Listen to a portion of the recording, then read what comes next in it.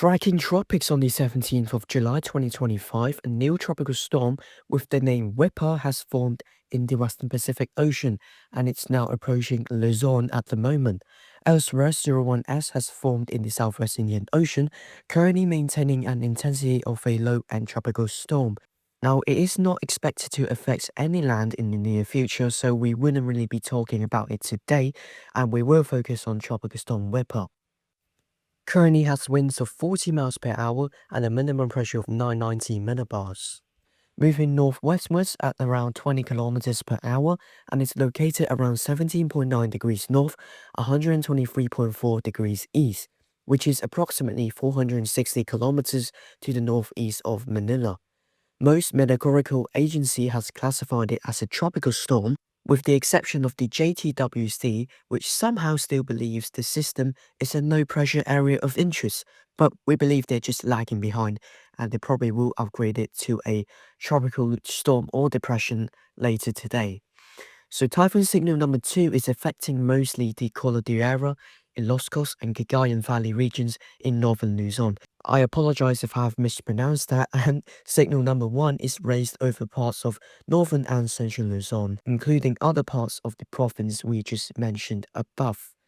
So here's what we're expecting from Wipha in the next 5 days. It will move across the Babuyan Islands in the next 12 hours, then quickly make its way into South China Sea, where it will shift to a more westerly track after that.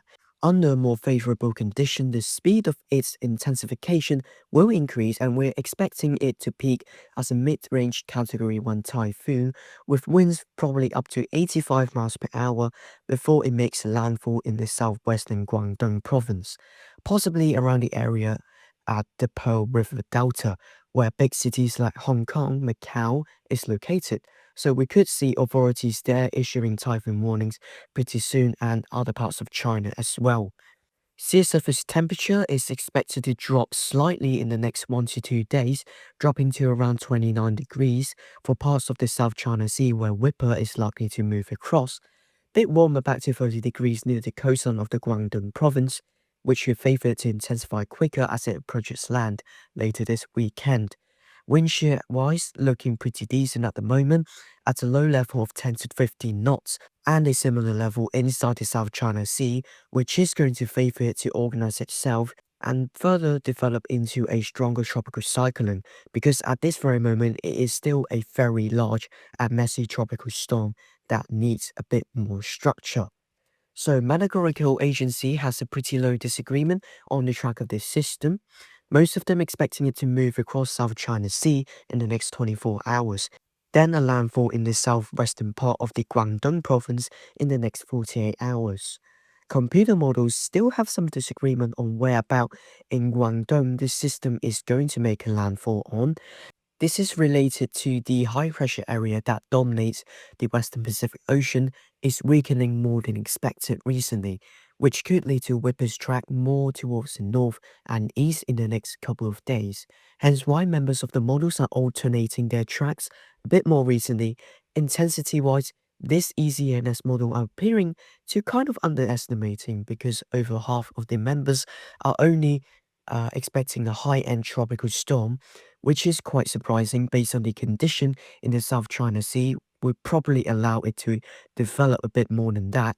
And if we mix in other models like the GFS and HWRF, it's also showing a mid to high range tropical storm only, peaking at winds of around 50 knots, and HWRF a bit higher at around 60 knots, but none of them expecting a typhoon intensity of peak just yet. But this could change in the next couple of days, but at the moment, they are pretty conservative about this storm's intensity. So here's the ECMWF forecast on the winds, expecting Wipha to enter the South China Sea tomorrow, whilst having most of this tropical storm force wind to the eastern side of the system. It will maintain a tropical storm intensity. The side of this wind field will strengthen significantly as it enters South China Sea and before it makes landfall towards the southeastern coastline of Guangdong, then moving across the coastline later. while keeping itself pretty close to shore actually. And here's the GFS model forecast, a very similar expectation, expecting it to become a mid-range tropical storm, even a bit lower than the European model in terms of the expectation of its intensity. The location of landfall is pretty similar actually. This one expecting a possible landfall at Hong Kong. Tropical storm force wind related to it will affect the southern coast of Guangdong, just like what the European model also expected. Here's what Wipha looks like currently, still a very big system with lots of convection. We're beginning to see a bit more rotation from the system. The cloud tops are trying to start spinning a bit more, and we can also see the convection that are very strong is covering the northern part of Luzon, bringing some substantial rainfall there. The outer flow of the system is also looking to increase a bit. We can see more convection going outwards. And if we zoom out further, we can see just the sheer amount of moisture the system is wrapping into itself, particularly towards the south, where the clouds are stretching towards the southwestern part of the South China Sea, fueling it consistently. Now, currently, it is still needing to organize itself a bit more before any significant intensification could happen. It is expected to strengthen size, as we mentioned earlier, once it enters the South China Sea. A smaller size system will definitely intensify quicker if the condition is right, and we will continue to monitor it in the next couple of days and provide more updates for you on the system and other tropical cyclone across the world. So here's Dragon Tropics today. Thank you for watching. We'll see you around soon.